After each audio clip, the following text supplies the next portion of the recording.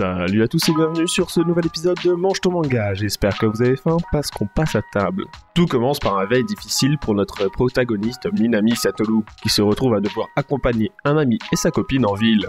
Mais très vite, comme dans tous les mangas où le héros meurt pour ressusciter dans un autre monde, son ancienne vie est très peu présentée et n'apporte finalement que très peu d'intérêt et d'utilité à l'histoire. Celui-ci finit par être tué par un voleur, armé d'un couteau en protégeant son ami et sa future femme. Il va alors ressusciter sous la forme de la créature la plus insignifiante du monde, un slime, petite boule gélatineuse qui n'a vraiment rien de bien impressionnant. Notre héros va devoir s'habituer à son nouveau corps et ses nouvelles fonctionnalités. Car lui, ce n'est pas un simple slime. Lors de sa mort, tout ce qui lui sera passé par la tête, toutes ses réflexions auront été utilisées pour créer son nouveau corps. Que ce soit le fait qu'un corps avec du sang n'est finalement pas pratique, ou du manque de relation qu'il a eu dans son ancienne vie, ou le fait qu'un être puceau à presque 40 ans ferait de lui un sage, voire même avec encore plus de temps, un super sage. Le voilà donc avec un corps de slime qui ne peut pas saigner et qui peut finalement résister à pas mal de choses. Une compétence de grand sage, une voix qui répond à nombre de ses questions, ainsi que la compétence prédateur qui permet de stocker des objets en lui. Le souci avec un corps de slime, c'est que le seul sens qu'il possède est celui du toucher. Notre héros va donc devoir s'habituer à ce désagrément jusqu'à enfin faire la rencontre d'un autre être vivant qui finalement, grâce à la télépathie, lui apprend que s'il est capable de voir les flux magiques autour de lui, il serait capable de voir et d'entendre. En quelques secondes, notre ami le slime obtient la compétence perception magique qui va lui permettre d'enfin voir ce qui l'entoure. Et quelle surprise pour lui quand il découvre que son interlocuteur n'est autre que Veludola, l'un des 4 rois dragons de ce monde. Un dragon impressionnant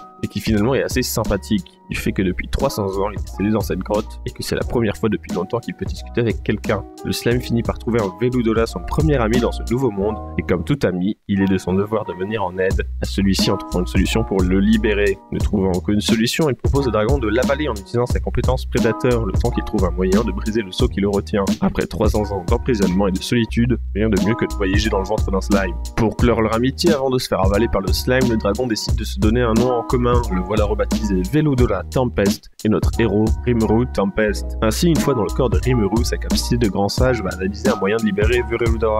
Rimuru reprend ainsi sa route à travers la grotte où il finit par croiser d'autres créatures et découvrir que sa capacité prédateur lui permet d'apprendre les capacités du monstre qu'il vient de manger et d'imiter son apparence. Rimuru va ainsi se mettre à chasser à travers la grotte de toutes les créatures qu'il pourrait croiser. Après avoir chassé de nombreux monstres, il est temps pour Rimuru de quitter la grotte et de partir à l'aventure. L'histoire ne se contentera pas de suivre la montée en puissance de notre slime, mais plus l'avancée de ses amitiés et l'évolution de sa colonie. Slime est un manga au scénario original, quoique très similaire au début de Remonster, le dessin reste très propre et détaillé, et l'on s'attache très rapidement à notre héros, tout mignon en forme de slime. L'histoire avance bien et reste intéressante, et la suite est originale et prend une tournure inattendue. Lorsqu'on s'attend à suivre les aventures d'un simple slime qui galère dans un monde rempli de monstres, on finit finalement par être bien surpris. L'histoire qui reste proche de Vrai Monster à ses débuts finit par s'en éloigner, et ne reste donc pas un simple doublon de celui-ci, trouvant des idées originales et un scénario qui lui est propre. Je vous laisse maintenant vous demander ce que va devenir Rimuru et quel destin attend Veludola.